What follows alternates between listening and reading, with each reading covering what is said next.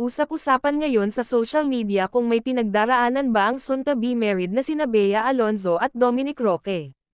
Ito ay matapos mapansin ng ilang netizen ang di umano'y hindi pagsusuot ng kapuso actress ng kanyang engagement ring. Mayroon ring nakapansin na tila hindi na rin nagpo-post sina Bea at Dominic ng kanilang mga pictures together.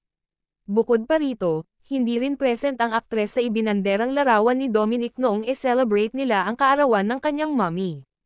Kaya naman kanya-kanyang hinala ang mga netizens kung maayos pa ba ang pagsasama ni Bea at Dominic.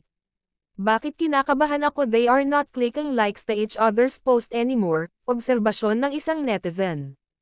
Comment naman ng isang netizen, bakit di nasuot ang engagement ring? I smell something. Dati pala comment si Bea sa mga post niya, even likes react.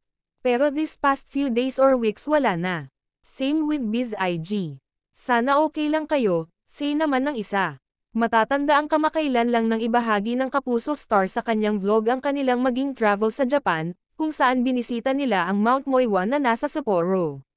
Sa katunayan, naglagay rin sina Bea at Dominic ng pangalan sa love padlock at ikinandado ito sa railing ng Bell of Happiness para sa long-lasting relationships.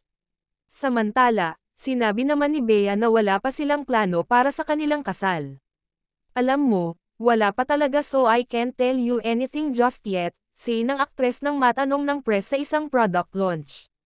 Naging usap-usapan din ng ibang netizens, ang di umano hindi boto ang magulang ni Dominic kay Bea Alonzo.